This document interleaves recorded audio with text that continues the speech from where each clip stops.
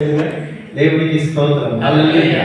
మంచిది, చూడండి ఒక సారాంశాన్ని చదువుతున్నాం పరిశుద్ధ గ్రంథమైన బైబిల్లో నుండి రెండవ సమూయేలు గ్రంథం 23వ అధ్యాయము 8వ వచనం నుంచి 10వ వచనాలను చదువుకుందాం. 2వ సమూయేలు గ్రంథం 23వ అధ్యాయం 8వ వచనం నుంచి 17 వచనాల వరకు చదువుకుందాం. మైక్ తీసుకోండి, చదివేవాళ్ళు అందరికీ వినబడడానికి. దావీదు అనుచరులు బలాఢ్యులైన యుద్ధములో 800 మందిని హతం చేసెను. అతడు ఒక యుద్ధంలో 800 మందిని హతము చేసెను. ఇతని తరువాత వాడు మహనీయుడైన దోదో కుమారుడైన ఎలియాజరు.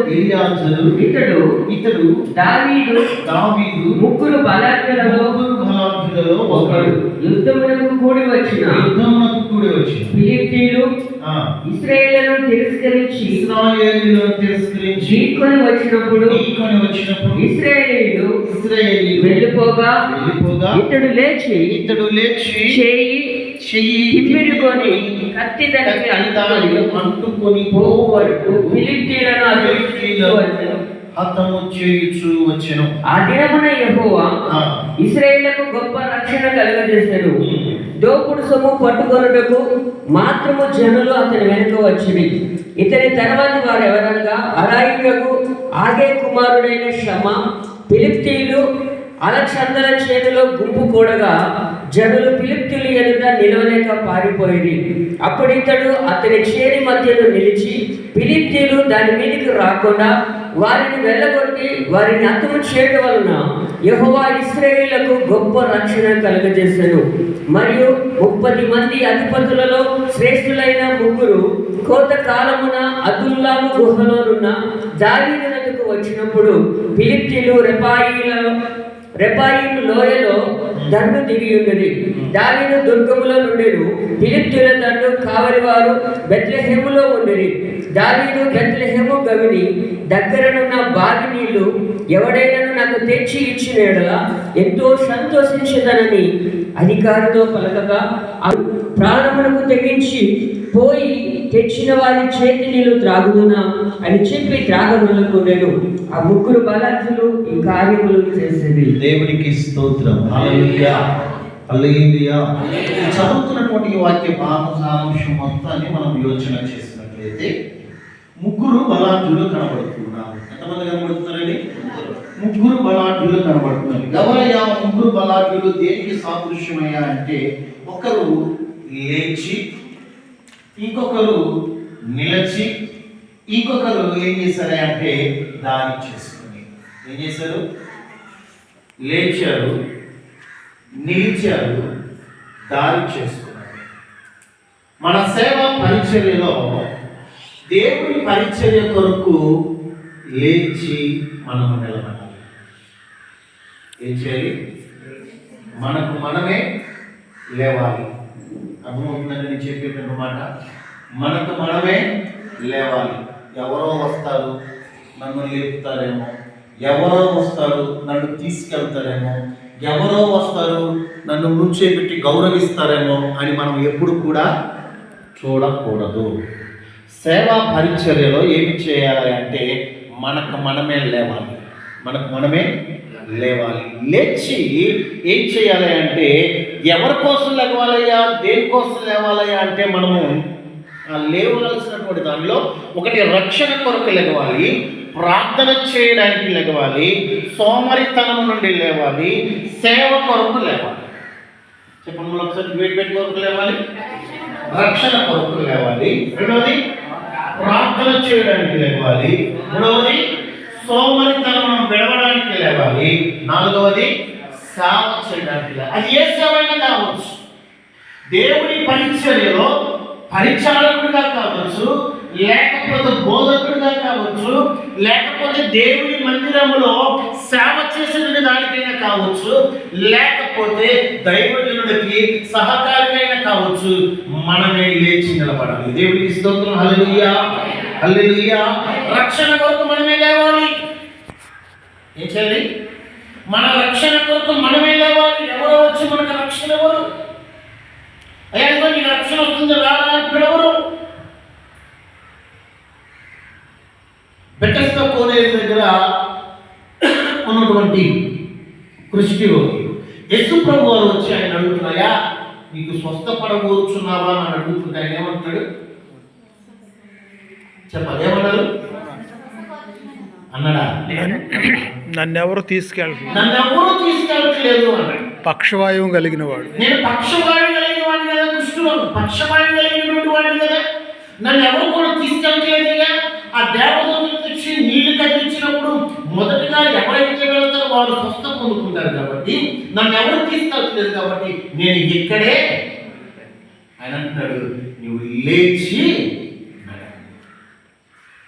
దేవుడికి స్తోత్రం. హల్లెలూయా హల్లెలూయా.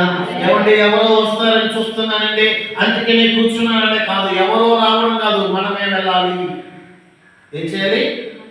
మనమే వెళ్ళాలి. ఎవరో వచ్చి నుంచో పెడతారేమో కాదు. పిల్లవాడు ఏం చేస్తాడు? పుట్టినప్పుడు చెప్పండి, పిల్లవాడు పుట్టినప్పుడు చిన్న పిల్లవాడు ఏం చేస్తాడు?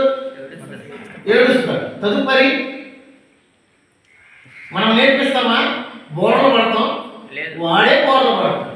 తదుపరి పాకడం మొదలు పెడతాం, పొట్టలకు పాకడం మొదలు పెడతాం. తదుపరి చేతుల మీద నుంచొని కాళ్ళతో ముందుకు వెళ్తా ఉంటాడు. ఎవరు నేర్పించాడు? తనకు తానే లేచి నిలబడుతున్నాడు, తనకు తానే కూర్చుంటున్నాడు, తనకు తానే కూర్చొని మెల్లిగా నడుస్తున్నాడు, గోడ పట్టుకుని నడుస్తున్నాడు. ఎలా నడిచాడు? తనకు తానుగానే నేర్చుకుంటున్నాడు.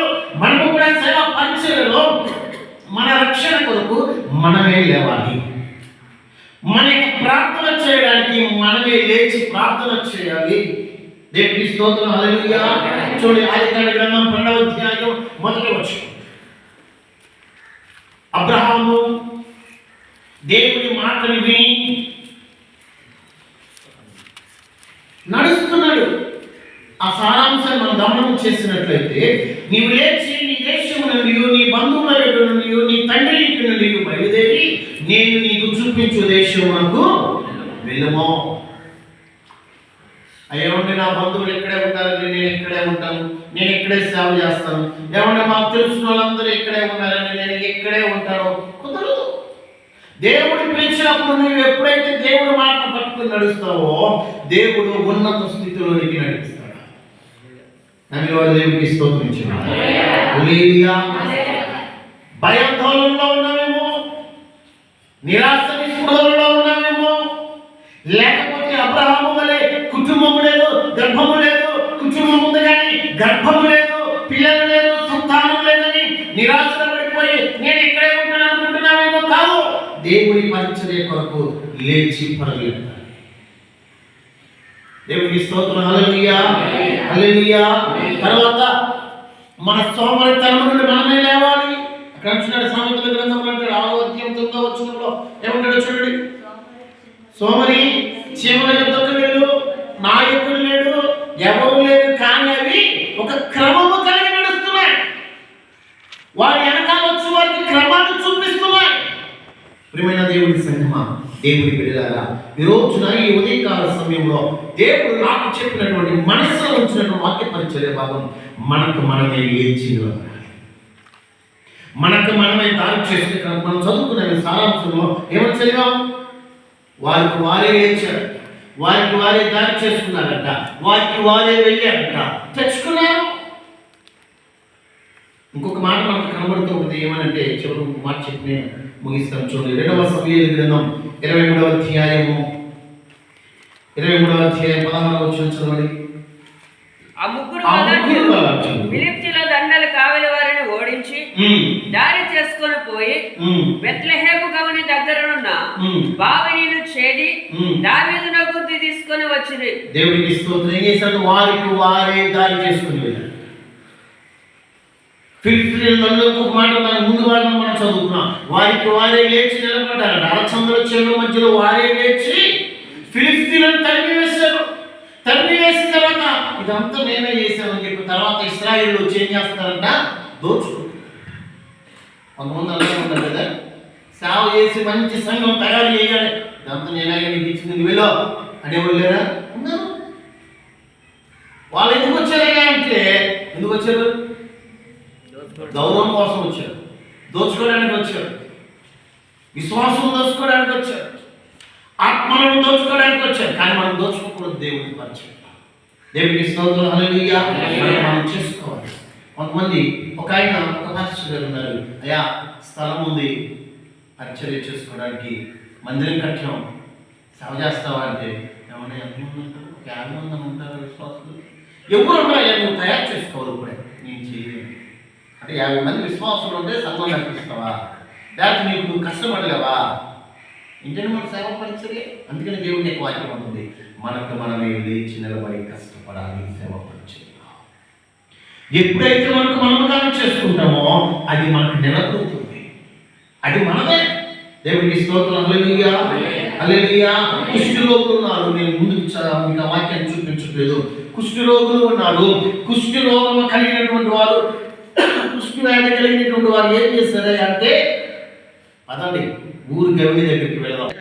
ఇటు పట్టుకొని ఏం చేస్తారు? కుంటుతా ఉంటారు. అలాంటి వారు ఏం చేశారే అంటే, పదండి తెగించారు దేవుని సేవ కొరకు. ఏం చేశారు? తెగించారు. ప్రాణం పోయినా సరే పదండి వెళదాం ఊరి గవిని దగ్గర. దేవుడికి స్తోత్రం, హల్లెలూయా. గవిని దగ్గరికి వెళ్ళారు, వారు ప్రాణాలు తెగించారు. కానీ వారు ప్రాణాలు పోలా, నిలబెట్టుకున్నారు ప్రాణాలని. ప్రియమైన దేవుని సంగమం నేను తెలియపరుస్తుంది అంటే, మన సేవ పరిచర్యలో తెగించాలి. సేవ కొరకు ఏం చేయాలి? తెగించాలి. తెగిస్తేనే మన సేవ నిలబడుతుంది. స్తోత్రం, హల్లెలూయా, హల్లెలూయా. కాబట్టి దేవుని పనిలో, దేవుని సేవలో ఏం చేయాలి? మనకు మనమే లేవాలి. వీటి కొరకు లేవాలి, రక్షణ కొరకు లేవాలి, ప్రార్థన చేయడానికి. అయ్యా లేచావా, ప్రార్థన చేసావా అని ఎవరు అడగటం కదా, మనకు మనమే ప్రార్థన లేచి ప్రార్థన చేయాలి. రెండవది ఏం చేయాలి? మనకు మనమే దారి చేసుకోవాలి, సోమరితనాన్ని విడవాలి, క్షేమం చూసి నేర్చుకోవాలి.